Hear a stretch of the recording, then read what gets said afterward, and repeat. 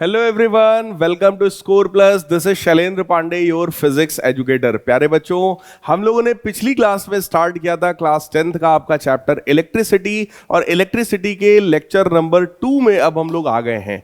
आज के इस लेक्चर में मैं आप लोगों को बताने वाला हूं कि भाई करंट अगर कहीं पर आता है तो करंट क्यों आता है, करंट का मेन कॉज क्या है। तो आज हम लोग उस तरफ बढ़ रहे हैं। तो हम लोग स्टार्ट करेंगे इलेक्ट्रिक पोटेंशियल से कि भाई ये इलेक्ट्रिक पोटेंशियल आखिर क्या होता है, what is electric potential. So guys देखो, अगर कोई भी चार्ज यहां पर है, if there is a charge, तो ये चार्ज हमेशा अपने आसपास एक रीजन क्रिएट करता है जिसमें ये किसी दूसरे चार्ज को अट्रैक्ट या रिपेल करने की क्षमता रखता है। जैसे मतलब ये समझ लो, ये एक ऐसा रीजन है जिसमें इस चार्ज का मेन प्रॉपर्टीज दिखाई पड़ेंगी। तो इस रीजन को हम लोग बेटा बोलते हैं इलेक्ट्रिक फील्ड। क्या बोलते हैं? Electric field. ठीक, तो किसी भी चार्ज के आसपास वो रीजन क्रिएट हो जाता है जिस रीजन को हम लोग बोलते हैं इलेक्ट्रिक फील्ड। और इलेक्ट्रिक फील्ड कोई ऐसी जगह है, कोई ऐसा रीजन है जिसमें अगर कोई दूसरा टेस्ट चार्ज आए Q0, तो ये Q वाला चार्ज इस Q0 वाले चार्ज को अट्रैक्ट या रिपेल कर सके। देखो, हम सभी को यह बात पता है कि सेम टाइप के चार्जेस रिपेल करते हैं और अपोजिट टाइप के चार्जेस अट्रैक्ट करते हैं। लेकिन सोचो, एक चार्ज यहां मेरे पास कानपुर में है और एक चार्ज आपके पास मान लो दिल्ली में है, तो क्या यहां वाला चार्ज वहां वाले चार्ज को अट्रैक्ट या रिपेल कर पा रहा है? तो आप कहोगे सर नहीं कर पा रहा है। इसका मतलब क्या है? करना तो चाहता है लेकिन कर नहीं पा रहा। इसका मतलब एक सर्टेन डिस्टेंस तक ही ये इफेक्ट देखा जाता है। तो इस चार्ज से कितने डिस्टेंस तक इसका ये इफेक्ट देखा जाएगा, उस जगह को, उस स्पेस को हम लोग बोलते हैं इलेक्ट्रिक फील्ड। क्लियर? अगर आपसे कहा जाए कि भाई इलेक्ट्रिक फील्ड हमको डिफाइन करो, तो आप कह सकते हो the region surrounding any charge, the region surrounding any charge, the region surrounding any charge in which it can attract or repel any other charge, in which it can attract or repel any other charge, is called electric field. Is called electric field. तो किसी भी charge का ये एक basic nature होता है कि ये दूसरे चार्ज को या तो अट्रैक्ट करता है या तो ये उसको रिपेल कर देता है। तो चार्ज के आसपास का वो रीजन जिसमें ये अट्रैक्शन या रिपल्शन की बात होती है, ये प्रॉपर्टी देखी जाती है प्यारे बच्चों, उसी को हम लोग कहते हैं electric potential. Clear? Sorry, electric field. Clear? लेकिन अब बात आई कि सर ये इलेक्ट्रिक पोटेंशियल क्या होता है। इलेक्ट्रिक पोटेंशियल का मतलब ये है प्यारे बच्चों, अगर हम लोग किसी चार्ज Q0 को इन्फिनिटी से अगर हम यहां इलेक्ट्रिक फील्ड आना चाहते हैं, तो बोलो हमें कुछ ना कुछ वर्क करना पड़ेगा। क्लियर? वही work divided by charge Q0 is called electric potential. So electric potential का फॉर्मूला होता है V is equal to W over Q0, जहां पर W क्या है? वर्क डन है। किस चीज का वर्क डन है? चार्ज को इन्फिनिटी से यहां इलेक्ट्रिक फील्ड तक लाने का वर्क है। क्योंकि ये Q चार्ज पॉजिटिव है, जो Q0 चार्ज वहां पर है वो भी पॉजिटिव चार्ज है। तो Q0 वाले चार्ज को जब आप इधर लाओगे तो वो आसानी से इधर आना नहीं चाहेगा, क्योंकि वो भी पॉजिटिव है और ये भी पॉजिटिव है। ये वाला चार्ज उसको रिपेल कर रहा होगा, इसलिए वो इजीली इधर की तरफ आना पसंद नहीं करेगा। आपको उसे खींच कर लाना पड़ेगा। Clear? So what is electric potential? Electric potential और potential at a point in electric field is defined as the work done. It is defined as the work done in moving a unit positive charge from infinity to that point. infinity से इस particular point तक किसी unit positive charge को लाने में जो work करना पड़े वही वर्क हमारा इलेक्ट्रिक पोटेंशियल कहलाता है। तो प्यारे बच्चों, आप लोग यहां पर देखकर कह सकते हो कि sir if this Q naught is 1 coulomb, अगर ये चार्ज 1 कूलम का हो तो electric potential V is defined as W। Clear? तो अगर Q नॉट 1 कूलम का है तो वर्क डन ही हमारा इलेक्ट्रिक पोटेंशियल है। सेम इसी चीज को लैंग्वेज में लिखा गया है। क्या? Electric potential is defined as the work done in moving a unit positive charge. कौन सा चार्ज? यूनिट पॉजिटिव चार्ज, मतलब 1 कूलम का charge from infinity to that point, that means from infinity to a point in electric field. Clear है?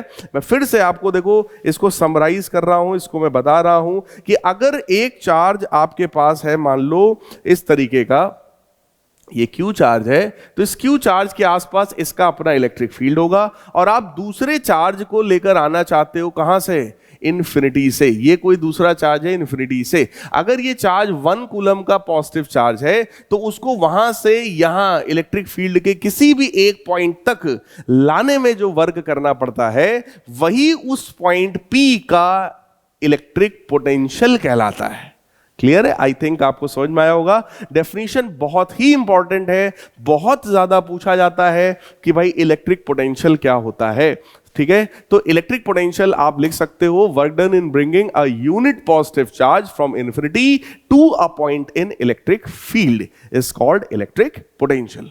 Clear है? तो V is equal to W by Q, यानी कि work done upon charge. अब आइए potential difference की बात करते हैं। पोटेंशियल डिफरेंस का मतलब यह हुआ कि अगर ये इलेक्ट्रिक फील्ड है किसी चार्ज का, मान लो यहां पर सेंटर पर Q चार्ज है, ये उस Q चार्ज का अपना इलेक्ट्रिक फील्ड है और इसके इलेक्ट्रिक फील्ड में आपने किसी चार्ज को पॉइंट A से पॉइंट B तक मूव कराया है, यानी इस इलेक्ट्रिक फील्ड में आप किसी चार्ज Q नॉट को मूव करा रहे हो, तो A से B तक उस चार्ज Q नॉट को ले जाने में भी कुछ ना कुछ वर्क करना पड़ेगा, है ना? तो वही वर्क कहलाता है पोटेंशियल डिफरेंस। तो what is potential difference? It is the difference in the potential between 2 points.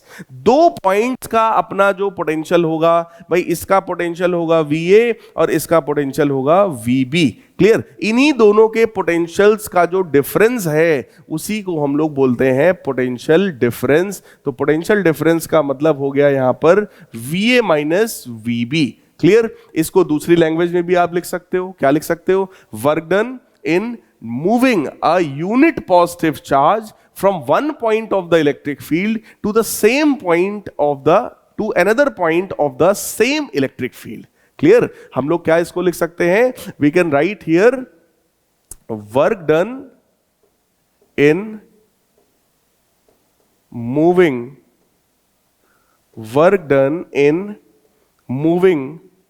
a unit positive charge.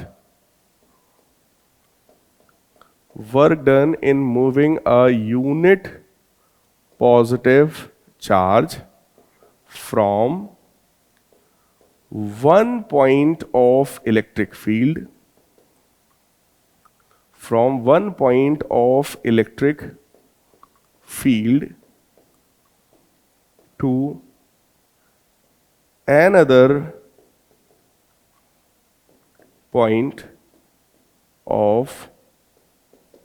to another point of same electric field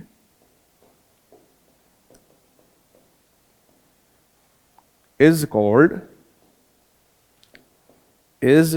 called potential difference. Clear?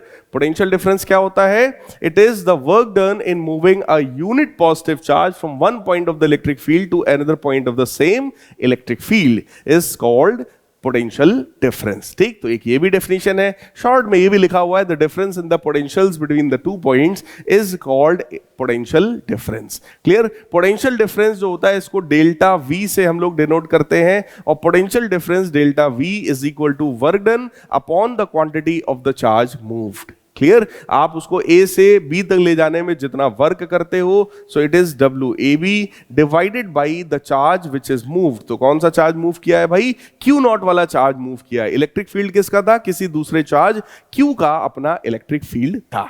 Clear? देखो ये अभी हम लोग class 10th में पढ़ रहे हैं, लेकिन जब आप लोग क्लास 12th में आओगे तो इन्हीं चीजों को मैं आपको डिटेल में बताऊंगा।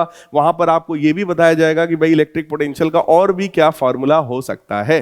क्लियर? अब अगर हम लोगों से इसके यूनिट की बात किया जाए, देखो बेटा V बराबर W बाई Q अगर है तो W जो होता है वो जूल में होता है क्योंकि वो वर्क है, Q हमारा कूलम में होता है क्योंकि वो चार्ज है। Clear? So that will B joule पर कूलम, और जूल पर कूलम को ही हम लोग कह सकते हैं, देखो भाई जूल पर कूलम को ही हम लोग कह सकते हैं वोल्ट। जूल पर कूलम को हम लोग क्या कह सकते हैं? वोल्ट। क्लियर? तो इसका यूनिट क्या हो गया? इलेक्ट्रिक पोटेंशियल या पोटेंशियल डिफरेंस, दोनों का यूनिट क्या हो गया हमारे पास? जूल पर कूलम या फिर वोल्ट। अब अगर हमसे कहा जाए कि भाई 1 वोल्ट को डिफाइन करो, डिफाइन 1 वोल्ट, अगर ये हमारा क्वेश्चन है तो हम लोग कैसे डिफाइन करेंगे भाई? हम लोग लिखेंगे 1 volt will be the potential difference if 1 joule of work is to be done for displacing a charge of 1 coulomb from one point of the electric field to another point of the same electric field। इसका मतलब अगर किसी 1 coulomb के charge को electric field के एक point से दूसरे पॉइंट तक ले जाने में 1 जूल का वर्क करना पड़े तो उसका पोटेंशियल डिफरेंस जो है वो 1 वोल्ट के बराबर होगा। मतलब सेम चीज को आप लैंग्वेज के फॉर्म में केवल ले आओ, वही बन जाएगा आपका 1 वोल्ट। क्या? The potential difference between 2 point is said to be 1 volt if 1 joule of the work is done in moving 1 coulomb of the electric charge from one point to other।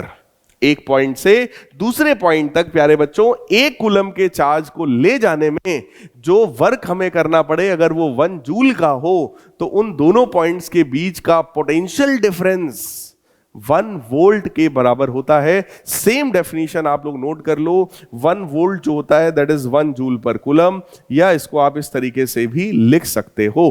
Clear है? तो ये हमारे पास 1 volt का definition आ गया जो कि हम लोगों से पूछा जाता है। अब एक इंपॉर्टेंट क्वेश्चन, सर अगर हमें पोटेंशियल या पोटेंशियल डिफरेंस अगर सर मेजर करना है तो क्या करें? तो प्यारे बच्चों पोटेंशियल या पोटेंशियल डिफरेंस इसको मेजर करने का तरीका हमारे पास होता है volt meter. We have a device which is named as volt meter, और ये वोल्ट मीटर जो होता है वो किसी भी कंडक्टर, अगर ये एक ए बी कंडक्टर है तो इस ए बी कंडक्टर के साथ हमेशा पैरेलल कॉम्बिनेशन में ये वोल्ट मीटर जोड़ा जाता है। Volt metre will be always connected in parallel with the conductor element या रजिस्टर के साथ आप हमेशा ही हमेशा उसको पैरेलल में कनेक्ट करते हो। ठीक? So potential difference is measured by means of N instrument called volt meter. Volt metre से हम इसको मेजर करते हैं, और वोल्ट मीटर एक हाई रेजिस्टेंस डिवाइस होता है। वोल्ट मीटर क्या है? Volt meter is a high resistance device. Volt meter कैसा डिवाइस है भाई? हाई रेजिस्टेंस डिवाइस होता है, क्योंकि इसका जो रेजिस्टेंस है वो बहुत ज्यादा होता है। अगर ये एक आइडियल वोल्ट मीटर है तो मैं आपको बता रहा हूं, आइडियल अगर ये वोल्ट मीटर है तो इसका रेजिस्टेंस इनफाइनाइट होना चाहिए। If it is a ideal voltmeter, then its resistance should be equal to infinite। इसका रेजिस्टेंस इनफाइनाइट होना चाहिए। तो बहुत ही हाई रेजिस्टेंस का ये डिवाइस होता है, ठीक, जिसका नाम है volt meter. Volt meter is always connected in parallel with the conductor A B to measure the potential difference across its ends, है ना। ए बी के अक्रॉस अगर पोटेंशियल डिफरेंस आपको मेजर करना है, मतलब ए का पोटेंशियल है वी ए, बी का पोटेंशियल है वी बी, इन दोनों का यही पोटेंशियल डिफरेंस अगर आपको मेजर करना है तो आपको वोल्ट मीटर को हमेशा इसके साथ पैरेलल में कनेक्ट करना पड़ेगा।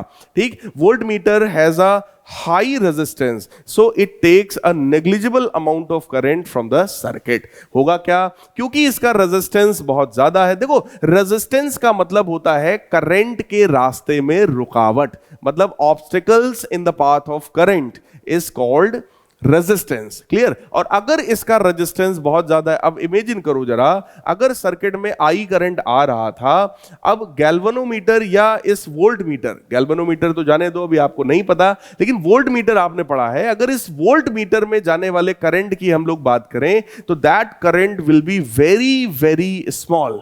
क्यों? क्योंकि इसका रेजिस्टेंस बहुत ज्यादा है। प्यारे बच्चों, अगर रेजिस्टेंस बहुत ज्यादा है, मतलब करंट के रास्ते में रुकावट बहुत ज्यादा है, तो ऑब्वियस है उस पाथ पर करंट बहुत कम जाएगा।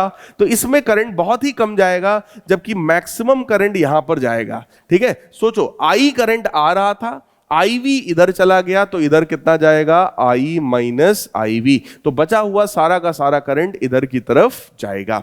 क्लियर है? तो ये एक हमारे पास डिवाइस है वोल्ट मीटर। तो आपके दिमाग में क्या क्या होना चाहिए? पोटेंशियल डिफरेंस या इलेक्ट्रिक पोटेंशियल को मेजर करने के लिए जो डिवाइस हमारे पास है उसका नाम है वोल्ट मीटर, जो कि एक हाई रेजिस्टेंस डिवाइस है which is always connected in parallel with the resistor और कंडक्टर। उसके साथ हमेशा ही ये पैरेलल में कनेक्ट किया जाता है। अब आइए इस पर बेस्ड कुछ न्यूमेरिकल देखते हैं ना। इलेक्ट्रिक पोटेंशियल, पोटेंशियल डिफरेंस और वोल्ट मीटर पर बेस्ड हम लोग कुछ न्यूमेरिकल देखते हैं। How much work is done in moving a charge of 2 coulomb. 2 coulomb का चार्ज है from a point at 118 volts to a point at 128 volts. 2 coulomb का चार्ज है भाई साहब, है ना। तो चार्ज की वैल्यू कितनी है हमारे पास? 2 कूलम, जबकि इनिशियल पोटेंशियल जो है वो 118 वोल्ट है और फाइनल पोटेंशियल जो पॉइंट का है वो 128 वोल्ट है। तो बेटा पोटेंशियल डिफरेंस अगर हम लोग निकालेंगे तो that will B final minus initial, और फाइनल माइनस इनिशियल आप करोगे 128 माइनस 118 आएगा, that will be equal to 10 volts। Clear? Potential difference जो हमारे पास होता है उसका फॉर्मूला होता है W बाई Q, और हमसे क्वेश्चन में यही तो पूछा गया, how much work is done. Work की वैल्यू पूछी गई। तो प्यारे बच्चों, वर्क का यहां पर फॉर्मूला आपके पास एक और आ गया, that is Q delta V, यानी कि charge multiplied by potential difference. Charge में पोटेंशियल डिफरेंस का अगर आप मल्टीप्लाई कर दो तो वर्क की वैल्यू आती है। चार्ज 2 कूलम का है और पोटेंशियल डिफरेंस 10 वोल्ट का है, इसका मतलब हमको कितना वर्क करना पड़ेगा? That will be equal to 20 joule. 20 joule का आपको वर्क करना पड़ेगा 2 कूलम के चार्ज को 118 वोल्ट से 128 वोल्ट के किसी पॉइंट तक ले जाने के लिए। बहुत ही सिंपल। अगला देखो, how much energy is given to each coulomb of the charge passing through a 6 volt battery. कह रहे हैं कि अगर 1 कूलम का, ईच कूलम मतलब 1 कूलम का अगर चार्ज है 6 वोल्ट की बैटरी से पास हो रहा है, बताओ कितनी एनर्जी उसको हमने दिया है। तो देखो यार, यहां पर फॉर्मूला क्या था? Delta V is equal to W by Q। अभी मैंने आपसे कहा वर्क डन का फॉर्मूला क्या है? Q delta V। चार्ज आपके पास कितना था? 1 कूलम का। बैटरी का पोटेंशियल कितना है? 6 वोल्ट। इसका मतलब वो चार्ज कितना वर्क कर सकता है, या उस चार्ज ने कितना वर्क किया है? कितना है भाई साहब? 6 जूल। अगर चार्ज ने, सोचो बेटा, अगर चार्ज ने 6 जूल का वर्क करना है, अगर चार्ज को 6 जूल का वर्क करना है, तो आप ही बताओ उसको कितनी एनर्जी दी गई है भाई? बिना एनर्जी के क्या आप वर्क कर सकते हो? आप बोलोगे सर नहीं। इसका मतलब बेटा energy given, energy given is equal to what? Work done। भाई जितना उसने वर्क किया है उतनी एनर्जी उसको दी गई होगी, है ना। 6 जूल का वर्क किया है इसलिए उसको 6 जूल की ही एनर्जी भी दी गई होगी। आई थिंक आपको समझ में आ गया होगा। देखो प्यारे बच्चों, एक बात, मेरी बात आप सुनिएगा ध्यान से। सभी लोग अगर मेरे लेक्चर्स को शुरू से आखिरी तक देख रहे हो, ठीक, एक एक कॉन्सेप्ट को नोट डाउन कर रहे हो, कोई दिक्कत आए आप लेक्चर्स पे कमेंट कर सकते हैं, है ना। उसका जवाब मैं आपको चाहे इसमें चाहे अगले में आपको कहीं ना कहीं उसका जवाब भी मिल जाएगा, या कमेंट में ही अगर देखेंगे समय मिलेगा तो मैं आपको वहां पर भी मैं आपको जवाब दे सकता हूं। क्लियर है? अल्टीमेट देखो, मैं यहां स्कोर प्लस पे आपके पास आया हूं ताकि आपके एक एक डाउट को मैं क्लियर कर सकूं, है ना। फिजिक्स से रिलेटेड अब कोई भी डाउट आपके मन में रह नहीं जाना चाहिए। सारे डाउट्स को क्लियर करने के लिए मैं यहां पर आपके पास आ गया हूं। क्लियर? मेरा एम एक ही है कि मेरे सभी प्यारे प्यारे बच्चों को मुझे टॉप कराना है। तो आप सभी लोग ध्यान से एक एक चीज को सुनो, जहां समझ में आ जाए अच्छी बात, ना समझ में आए उससे ज्यादा अच्छी बात है ना। कमेंट करके बताओ सर ये चीज नहीं आई, वीडियो को एक बार पॉज करके पीछे रिवाइंड करो, फिर से एक बार देख लो, फिर भी नहीं समझ में आता है तो आप कमेंट करो, आपकी हेल्प हम लोग जरूर करेंगे, ठीक है? अब देखो अगला डिवाइस हमारे पास क्या है, एमीटर। तो एमीटर एक ऐसा डिवाइस होता है जो कि जिसका काम है इलेक्ट्रिक करंट को मेजर करना। इलेक्ट्रिक करंट क्या है अभी आगे हम लोग उसकी भी बात करेंगे। वैसे आप लोग को मोटे तौर पे इतना तो पता ही है कि इलेक्ट्रिक करंट जो होता है that is rate of flow of charge. अगर कहीं पर किसी भी सर्किट में अगर चार्ज फ्लो हो रहा है तो उसके फ्लो होने के रेट को ही क्या कहा जाता है, इलेक्ट्रिक करंट कहा जाता है। सो इलेक्ट्रिक करंट क्या है, it is the rate of flow of charge. Clear? तो यहां पर देखो what is current, current is measured by an instrument called ammeter. Current को मेजर करने का काम हम लोग किससे करते हैं, एमीटर से करते हैं। एमीटर एक इंस्ट्रूमेंट है करंट को मेजर करने के लिए, ठीक है? आप डेफिनेशन अगर चाहो तो यहां करंट का भी लिख सकते हो कि भाई rate of flow of charge, rate of flow of charge, वो भी कौन सा चार्ज फ्लो कर सकता है भाई, इलेक्ट्रॉन्स। तो rate of flow of electrons is called electric current, is called electric current, है ना? rate of flow of charge is called electric current। और उसी करंट को मेजर करने का काम हम लोग किससे करेंगे, एमीटर से करेंगे। एमीटर जो होता है that is a very low resistance device. इसका अपना रेजिस्टेंस जो होता है प्यारे बच्चों बहुत ही ज्यादा कम होता है। और अगर ये एक आइडियल एमीटर है तो इसका रेजिस्टेंस कितना होगा, दैट विल बी 0। क्लियर? अगर आइडियल वोल्ट मीटर होता तो रेजिस्टेंस इनफाइनाइट, बहुत ज्यादा, लेकिन अगर आइडियल एमीटर है तो इसका रेजिस्टेंस कितना होना चाहिए, 0 होना चाहिए। दूसरी बात, ये हमेशा सर्किट में सीरीज में कनेक्ट किया जाता है। It is always connected in series, ठीक? It is connected in series, हमेशा सीरीज कनेक्शन में ये होगा। It will be always in series connection with the circuit element, with the circuit element. ये हमेशा सर्किट एलिमेंट के साथ सीरीज में होगा, है ना? जैसे देखो ये कंडक्टर है, उसके साथ एमीटर हम लोगों ने जोड़ रखा है जो कि लाइन से जुड़ा हुआ है, सीरीज में जुड़ा हुआ है ना? जबकि वोल्ट मीटर को हम लोगों ने पैरेलल में जोड़ा था। वोल्ट मीटर को हम लोगों ने यहां पर इस तरीके से जोड़ा था पैरेलल में, लेकिन ये कैसे जुड़ा हुआ है, लाइन से जुड़ा हुआ है। तो इसको हम लोग बोलेंगे कि ये सीरीज कॉम्बिनेशन में कनेक्टेड है। क्लियर? अब देखो थोड़ा सा इलेक्ट्रिक करंट के बारे में बात करते हैं कि भाई साहब इलेक्ट्रिक करंट आखिर किसी भी सब्सटेंस में फ्लो करता ही क्यों है। पिछले लेक्चर में हम लोगों ने पढ़ा था कि भाई सब्सटेंस कितने टाइप के हो सकते हैं, तो मैंने बोला 2, कंडक्टर, इंसुलेटर। कंडक्टर्स वो होते हैं जिनमें करंट इजीली फ्लो कर सके, इंसुलेटर्स वो होते हैं जिनमें करंट फ्लो ना कर सके। तो आखिर ऐसा क्या है जो इसमें करंट फ्लो कर रहा है? तो करंट बेटा हमेशा ही फ्लो करता है सिर्फ एक कारण से, और वो कारण होता है potential difference. When two charged bodies eight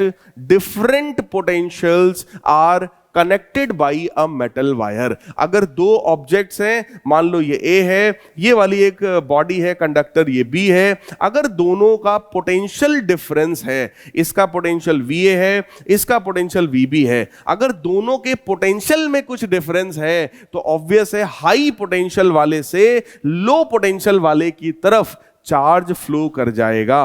अगर ए का पोटेंशियल ज्यादा है बी से, बेटा देखो पोटेंशियल आप लोग निकालना सीख चुके हो, पोटेंशियल का डेफिनेशन भी आप लोगों को पता है ना? अगर इसका पोटेंशियल ज्यादा है, इसका कम है, तो चार्ज जो है वो हमेशा हाई पोटेंशियल वाले से लो पोटेंशियल वाले की तरफ फ्लो करता है। वही पॉइंट यहां बताया गया, when two charge bodies at different electric potentials are connected by a metal wire, then electric charges will flow from the body at higher potential to the one at the lower potential। High potential वाली body से low potential वाली body की तरफ प्यारे बच्चों charge का flow होता है। Till they both acquire same potential. कब तक ये फ्लो चलता रहेगा? जब तक दोनों का पोटेंशियल भाई साहब सेम ना हो जाए। जैसे एक टंकी ले लो, बड़ी सी टंकी जिसमें ऊपर तक पानी भरा है, ठीक है, एक दूसरी टंकी है जिसमें पानी थोड़ा नीचे लेवल तक भरा है, तो ऑब्वियस अगर दोनों को जोड़ दिया जाएगा एक पाइप से, तो बड़ी वाली जिसमें पानी का लेवल ज्यादा है उधर से पानी का ट्रांसफर होगा छोटे वाले में, और तब तक होता रहेगा जब तक दोनों का लेवल सेम ना हो जाए। तो पानी का लेवल समझ लो यहां पर रिप्रेजेंट किया जा रहा है इलेक्ट्रिक पोटेंशियल से। तो प्यारे बच्चों, यहां पर चार्ज का ट्रांसफर तब तक होता रहेगा जब तक यहां पर पोटेंशियल डिफरेंस जीरो ना हो जाए, मतलब दोनों का पोटेंशियल सेम ना हो जाए, मतलब VA बराबर VB ना हो जाए। क्लियर? और the flow of the charges in the metal wire constitutes the electric current। किसी भी मेटल वायर में जब चार्ज फ्लो होता है प्यारे बच्चों, तभी वहां पर करंट कंस्टिट्यूट होता है। तो जैसे अगर ये देखो एक वायर है, अगर आप ये मान लो कि इस वायर में ये एक पॉजिटिव चार्ज है, it is a positive charge, अगर ये पॉजिटिव चार्ज फ्लो हो रहा है तो बेटा ये माना जाता है इसी डायरेक्शन में करंट भी फ्लो हो रहा है। जिस डायरेक्शन में पॉजिटिव चार्ज फ्लो होता है उसी डायरेक्शन में करंट फ्लो होता है। क्लियर? लेकिन ये पुरानी बात है, बाद में लोगों को पता चला कि भाई साहब पॉजिटिव चार्ज तो फ्लो ही नहीं कर सकता। क्यों? क्योंकि पॉजिटिव चार्ज तो न्यूक्लियस के अंदर बाउंड होता है, तो फ्लो कौन करेगा भाई? इलेक्ट्रॉन, जो कि न्यूक्लियस के बाहर ऐसे ऐसे चक्कर लगा रहा होता है, वही तो होता है फ्री टू मूव। तो जो फ्री इलेक्ट्रॉन्स होते हैं, बाद में पता चला कि भाई केवल वही मूव कर पाते हैं। तो अगर इलेक्ट्रॉन जा रहा है राइट साइड में, तो प्यारे बच्चों करंट जनरेट होता है लेफ्ट साइड में। Clear? Electric current always flow in opposite direction of electron. Clear? Electron जाएगा राइट में तो करंट फ्लो होगा लेफ्ट में, ठीक। लेकिन पॉजिटिव चार्ज अगर जाएगा राइट में, पॉजिटिव चार्ज, तो करंट भी हमारा फ्लो होएगा राइट में। बात समझ में आया? Current flows in the direction of the positive charge, और we can say current flows in the direction opposite to the flow of electrons. Clear है बात? बिल्कुल। देखो भाई, it is the potential difference between the ends of the wire which makes electric charges to flow in the wire। Wire के जो ends हैं, अगर उनमें कुछ पोटेंशियल का डिफरेंस होएगा, ये हाई पोटेंशियल पर होगा, ये वाला एंड लो पोटेंशियल पर होगा, ये 20 वोल्ट पर है, ये 10 वोल्ट पर है, तो 20 वोल्ट वाले से 10 वोल्ट वाले की तरफ करंट का फ्लो हो जाएगा। या ये 20 वोल्ट पर है, ये -10 वोल्ट पे है, -20 वोल्ट पर है, ये पॉजिटिव है, ये निगेटिव है, तो इसमें करंट का फ्लो हो जाएगा। Clear? The electric current is the flow of electric charges, basically कौन सा charge? Electron in a conductor such as metal wire is called electric current, है ना। इलेक्ट्रिक करंट क्या है? ये rate of flow of charge है। वो भी देखो, चार्ज जो होते हैं ना बेटा, बेसिकली चार्ज पार्टिकल 3 हो सकते हैं, प्रोटॉन, इलेक्ट्रॉन और न्यूट्रॉन, जिसमें प्रोटॉन और न्यूट्रॉन ये दोनों ही न्यूक्लियस के अंदर होते हैं, तो they are not free to move. Free to move सिर्फ और सिर्फ कौन है? Electron. It is the only charge which is free to move. तो करंट के लिए कहीं ना कहीं रिस्पॉन्सिबल चार्ज कौन हो गया? तो आप बोलोगे सर करंट के लिए रिस्पॉन्सिबल कौन है? इलेक्ट्रॉन।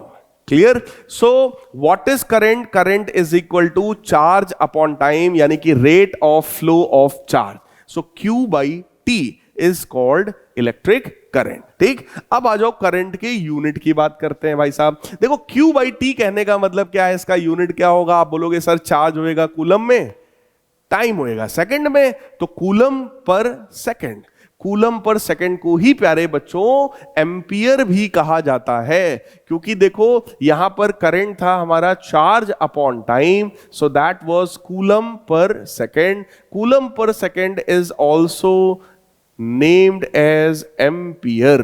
तो ये कोई हमारे साइंटिस्ट थे जिन्होंने कई सारी डिस्कवरी यहां पर किया है, इनके नाम पर भी हम लोग कई सारे लॉज अभी आगे पढ़ेंगे। तो एम्पियर साहब ने अपने नाम पर करंट का यूनिट रखा लिया, जैसे न्यूटन साहब ने फोर्स का यूनिट अपने नाम पे रखा लिया, है ना। तो फोर्स का यूनिट न्यूटन था, ऐसे ही करंट का यूनिट क्या है? कूलम पर सेकंड, या उसी को बोलते हैं एम्पियर। अब अगर आपसे कहा जाए कि भाई 1 एम्पियर को डिफाइन करो। व्हाट इज 1 एम्पियर, कैसे डिफाइन करोगे? तो देखो बेटा, अगर 1 कूलम का चार्ज किसी कंडक्टर में 1 सेकंड में फ्लो कर जाए, क्या 1 कूलम का चार्ज 1 सेकंड में फ्लो कर जाए, तो उस कंडक्टर में फ्लो होने वाला करंट कितना है प्यारे बच्चों? 1 एम्पियर। तो डेफिनेशन देखो क्या है, when 1 coulomb of the charge flows through any cross section of the conductor in 1 second, then the electric current flowing through it is said to be 1 ampere। क्या 1 कूलम का चार्ज 1 सेकंड में अगर flow कर जाए तो प्यारे बच्चों कितना करंट फ्लो हो रहा है? 1 एम्पियर के बराबर वहां पर करंट फ्लो हो रहा है। Sometimes smaller unit of the current that is milli ampere is also used. कई बार एम्पियर का छोटा यूनिट यानी करंट का छोटा यूनिट मिली एम्पियर यूज करते हैं। तो प्यारे बच्चों 1 मिली एम्पियर का मतलब होता है 1/1000 amperes. So 1 milli ampere is equal to 1/1000 ampere, या इसको आप 10⁻³ भी लिख सकते हो। क्लियर? अब आ जाओ, इस पर बेस्ड हम लोग कुछ छोटे छोटे प्यारे प्यारे क्वेश्चंस देखते हैं। पहला क्वेश्चन है, an electric bulb draws a current of 0.25 ampere for 20 minutes. Calculate amount of the charge that flows through the circuit. भाई current is equal to charge upon time, तो charge is equal to current into time. Question में हमसे यही कहा गया कि भाई कितना चार्ज फ्लो हो रहा है ना, चार्ज निकालना है। सिंपल है, करंट इनटू टाइम। करंट कितना है? 0.25 एम्पियर, बहुत आसान। टाइम कितना है भाई? 20 मिनट्स का। मिनट को बेटा क्योंकि यहां सेकंड्स में लिया जाता है तो आप उसको 60 से मल्टीप्लाई कर दोगे, तो ये क्या बन जाएगा?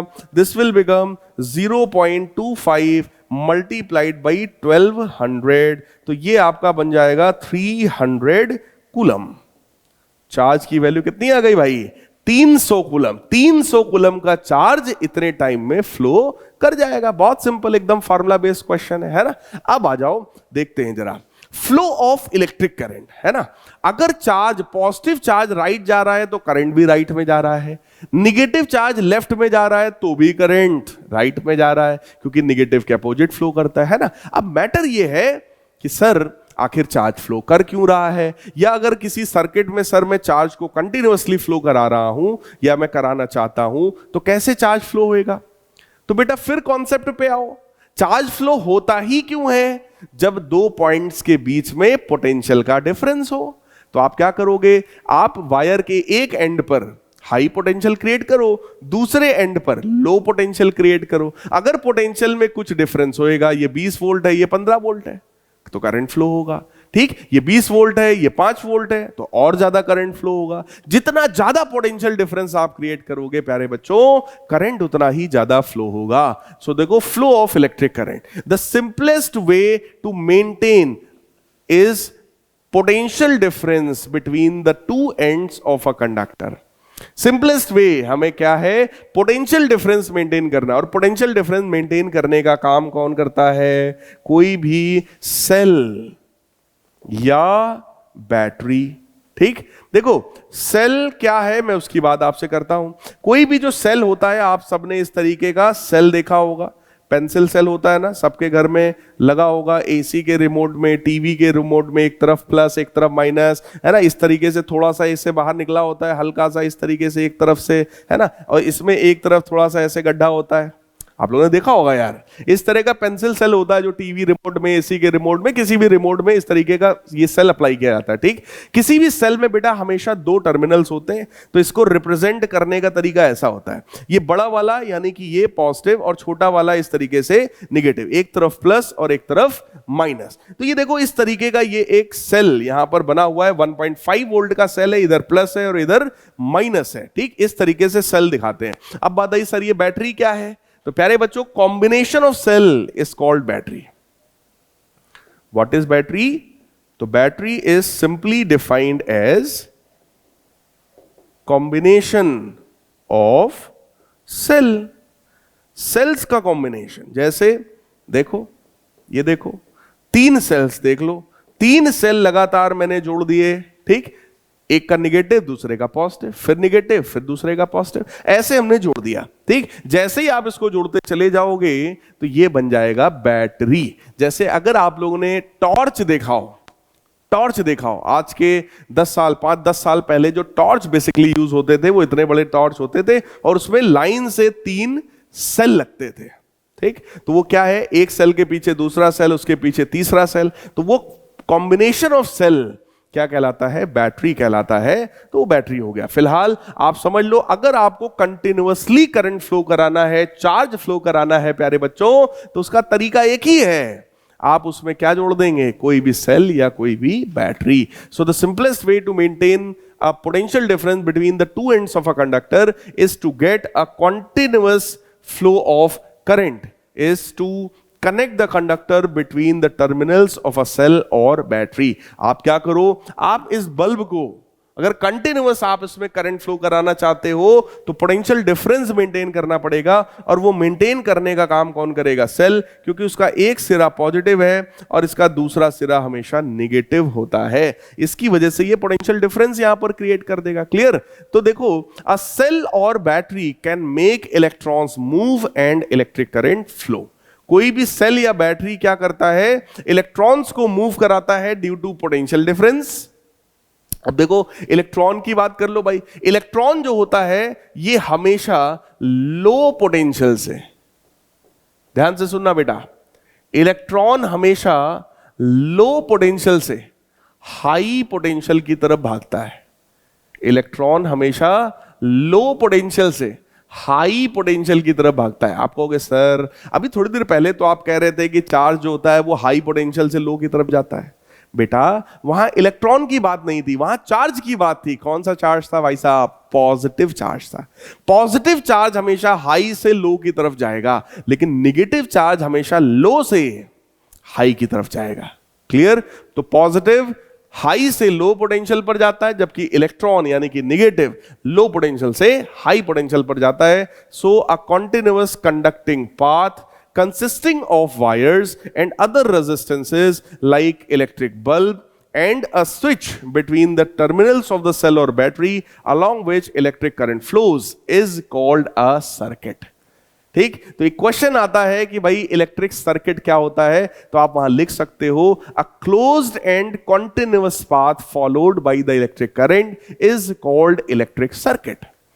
इलेक्ट्रिक करंट जिस क्लोज्ड और कंटिन्यूअस पाथ में फ्लो करता है उसको सर्किट कहते हैं। किसी भी सर्किट में क्या क्या होता है, तो भाई देखो, continuous conducting path consisting of क्या क्या होता है, वायर्स होते हैं, कुछ रेजिस्टेंसेस होते हैं, और वहां पर कम से कम एक स्विच होगा। क्या होगा? वायर होगा, रेजिस्टेंसेस होंगे, और कम से कम एक स्विच होगा between the terminals of cell और बैटरी, यानी कि सेल होगा और बैटरी होगा। तो बेसिकली किसी भी सर्किट में प्यारे बच्चों कितनी चीजें होती हैं? 4।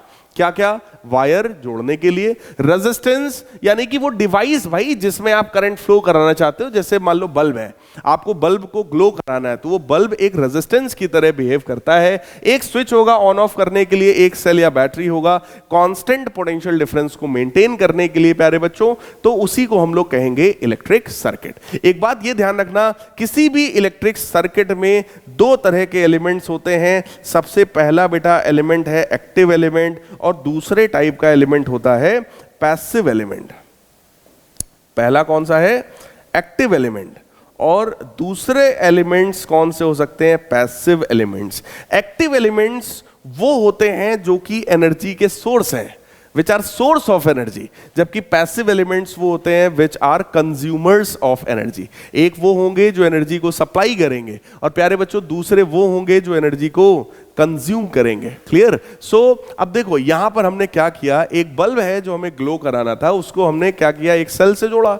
ये देखो वायर जुड़ा हुआ है, ठीक, और यहां पर हम लोगों ने एक स्विच लगा दिया। अब स्विच के 2 काम हो सकते हैं, या तो वो स्विच क्लोज होगा अकॉर्डिंग टू दिस डायग्राम, या तो ये स्विच ओपन होगा। क्लियर?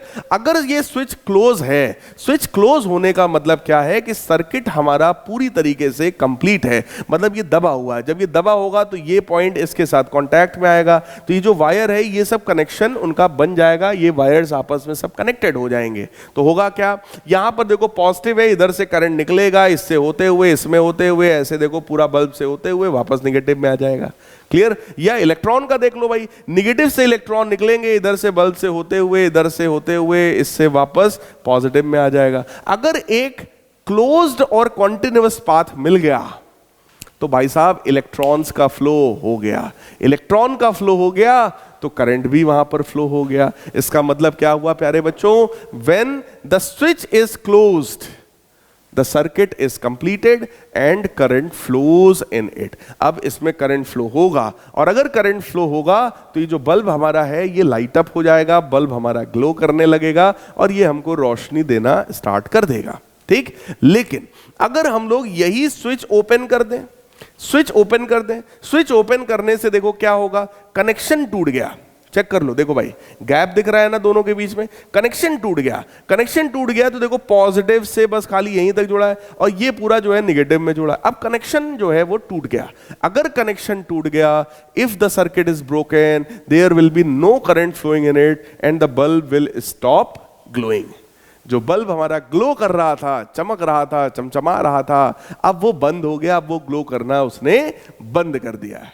क्लियर है गाइस? आई थिंक आप सभी को एक एक पॉइंट समझ में आ रहा होगा। मैं एक एक चीज आपको डिटेल में एक्सप्लेन कर रहा हूं ताकि आप सभी प्यारे प्यारे बच्चे अपने बोर्ड एग्जामिनेशन में टॉप कर पाए। तो देखिए अगली चीज क्या है, सर्किट डायग्राम। कोई भी सर्किट डायग्राम कैसे बनाओगे? देखो सबसे पहले तो आप उसमें क्या दिखा दोगे, एक सेल, ठीक, दूसरी चीज एक बल्ब, तीसरी चीज ये क्या है, एक स्विच। स्विच को आप की भी कहते हो। अभी फिलहाल ये की कैसा है, दिस की इज ओपन। अगर ये की ओपन है, ठीक है, तो इधर से कोई भी करंट नहीं निकलेगा क्योंकि सर्किट क्लोज ही नहीं है, और जब करंट नहीं निकलेगा तो bulb will not glow, bulb हमारा ग्लो नहीं करेगा। जबकि यहां पर देखो क्या है, ये सेल है, ये हमारा बल्ब है, ये हमारा स्विच है या की है, और ये स्विच अभी कैसा है, इट इज क्लोज्ड। अगर ये क्लोज्ड है तो इधर से आई करंट निकलेगा, पॉजिटिव से आई करंट निकलेगा, बल्ब से होता हुआ निगेटिव में आ जाएगा। बेटा किसी भी सेल या बैटरी का नेचर होता है कि अपने पॉजिटिव से वो जितना करंट देता है घुमा फिरा के निगेटिव में उतना ही करंट वापस ले लेता है। इस वजह से ये जो बल्ब हमारा है, now this bulb will be glowing. ये बल्ब हमारा क्या कर रहा है, ये बल्ब हमारा ग्लो कर रहा है। सो it is a diagram which indicates how different components in a circuit have been connected by using electrical symbols for the components is called a circuit diagram। कोई भी सर्किट डायग्राम क्या है, जो हमें ये शो करेगा कि भाई ये सेल, ये स्विच, ये बल्ब, ये वायर्स आखिर कैसे कनेक्टेड है, ओपन है, क्लोज्ड है, करंट जा रहा है, नहीं जा रहा है। ये सारी चीज हमें कहां से समझ में आएगी, ये हमको सर्किट डायग्राम देख करके समझ में आएगा।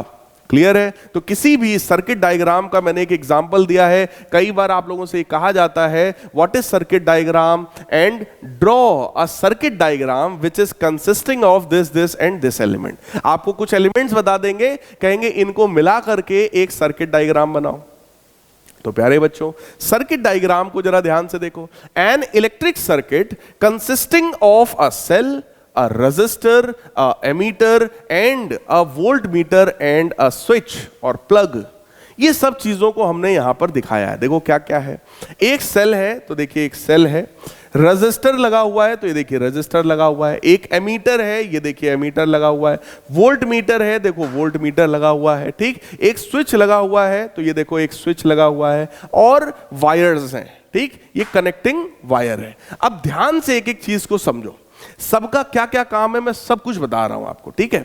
देखो सबसे पहली चीज रजिस्टर। रजिस्टर वो डिवाइस होती है बेटा, फॉर एग्जांपल हम लोग बल्ब कह सकते हैं, कोई भी फैन कह सकते हैं, कोई भी टीवी कह सकते हैं, ये वो डिवाइस है जिसमें तुम करंट भेजना चाहते हो, ठीक। और ये सेल है, सेल इस पूरे सर्किट में एकमात्र एक्टिव एलिमेंट है क्योंकि it is the only source of energy.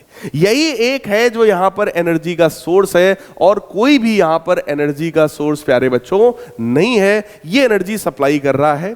बाकी वायर्स तो आपको पता ही है, जोड़ने के लिए यूज किया जाता है, ठीक। इधर से करंट निकल रहा है, रजिस्टर से होता हुआ वापस जा रहा है, और ये एक स्विच है जिसका काम है कि भाई करंट फ्लो हो या ना हो, ये उसको चेक करने के लिए स्विच लगा हुआ है।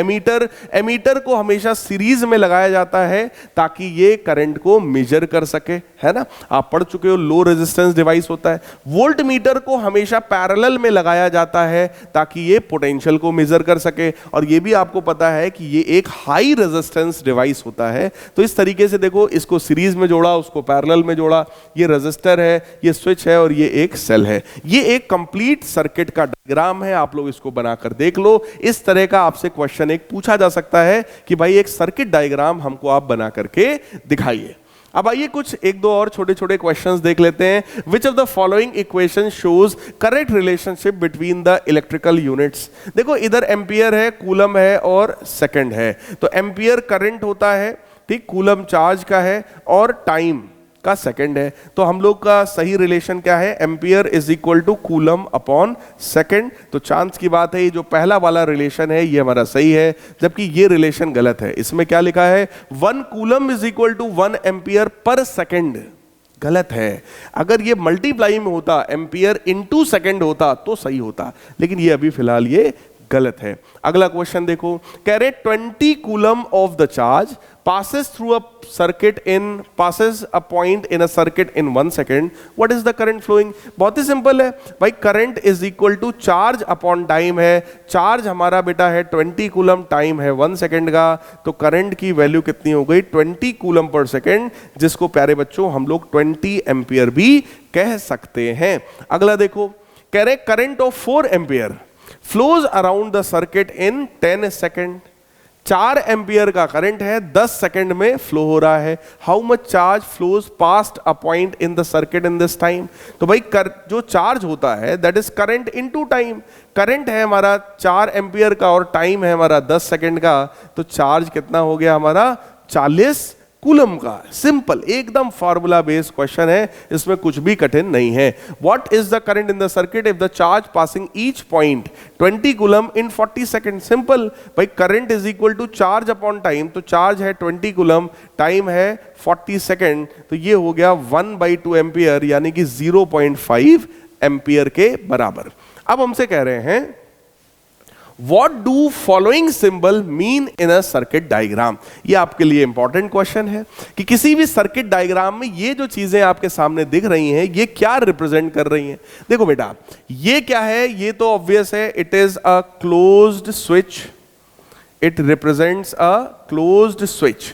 देखो, स्विच को रिप्रेजेंट करने के लिए ये सिंबल होता है। अगर बीच में डॉट बना है मतलब ये क्लोज है, मतलब ये करंट को फ्लो होने देगा। लेकिन अगर ये सिंपल ऐसे बना होता लाइक दिस, तो इसका मतलब ये करंट को फ्लो होने नहीं देगा, ये एक ओपन स्विच है। और ये क्या है, देखो ये जो सिंबल होता है ये तो रजिस्टर का होता है। अगर इस तरीके का एक ऐसा एरो बन गया बंटी बबली वाला, तो ये क्या चीज है भाई, है ना, ये क्या होता है, दिस इज वेरिएबल रजिस्टर। ये क्या है, दिस इज वेरिएबल रजिस्टर।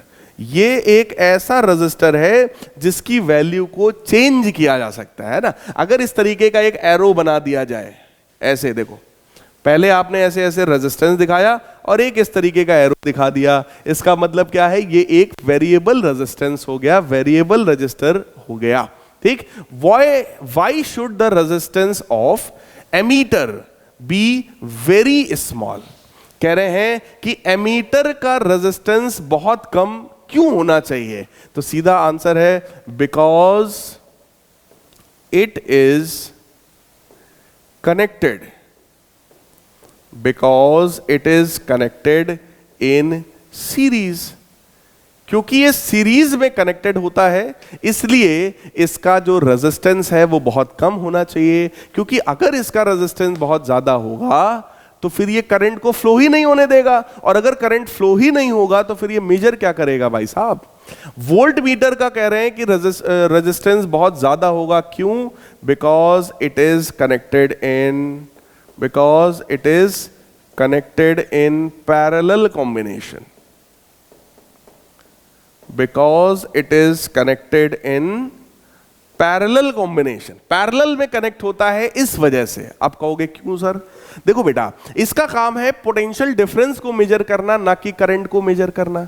ठीक, तो अगर ये पैरेलल में जुड़ा होगा और इसका रेजिस्टेंस बहुत ज्यादा होगा तो इसमें करंट ऑब्वियस है बहुत कम जाएगा। ठीक, जब इसमें करंट बहुत कम जाएगा तो ये जिसके साथ पैरेलल में जुड़ा है उसमें करंट बहुत ज्यादा जाएगा। जैसे देखो ध्यान से, ये जैसे कोई रजिस्टर है, इस रजिस्टर में हमें पोटेंशियल डिफरेंस मेजर करना था तो हमने एक वोल्ट मीटर इस तरीके से लगा दिया। अब सोचो, इधर से आई करंट आया, ठीक, कुछ करंट इधर जाएगा और रिमेनिंग करंट हम लोग कह रहे हैं वो इधर जाएगा, that is I minus I dash. I dash इधर गया, जो बचा होगा वो इधर जाएगा भाई, आई माइनस आई डैश। अब जरा सोचो, अगर इसका रेजिस्टेंस बहुत ज्यादा है तो ये वैल्यू बहुत कम होगी, अगर ये बहुत कम होगी तो ये वैल्यू ज्यादा होगी। मतलब अगर यहां से 10 एंपियर का करंट आएगा, इसका रेजिस्टेंस बहुत ज्यादा है तो इसमें तो भाई बहुत कम करंट जाएगा, 0.5 एंपियर।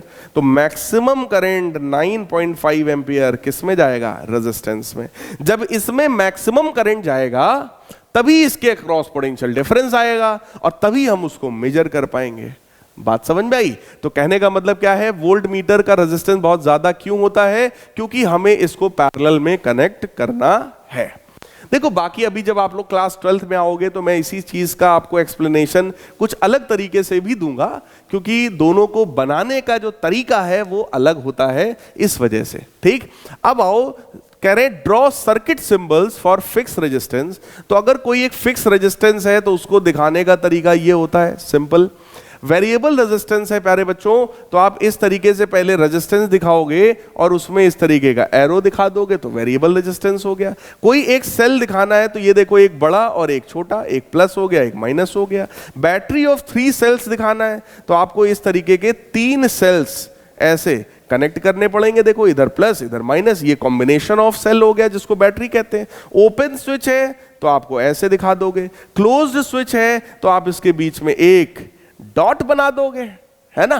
तो इस तरीके से प्यारे बच्चों हम लोग सारे सिंबल्स दिखा सकते हैं। आई होप आप सभी प्यारे बच्चों को एक एक कॉन्सेप्ट, एक एक चीज, एक एक एलिमेंट अच्छे से समझ में आया होगा। आप सभी लोग इन सारे क्वेश्चंस की, इन कॉन्सेप्ट्स की प्रैक्टिस करिए। मिलते हैं हम लोग अपने नेक्स्ट लेक्चर में और भी कई क्वेश्चंस के साथ, और भी नए कॉन्सेप्ट्स के साथ। और ये चैप्टर बहुत इंटरेस्टिंग है क्योंकि आप अपनी डेली लाइफ में, अपने घर में, अपने आसपास आप इन चीजों को देखते हो, फील करते हो, है ना। तो आइए हम लोग नेक्स्ट क्लास में मिलते हैं, तब तक के लिए गुड बाय, टेक केयर।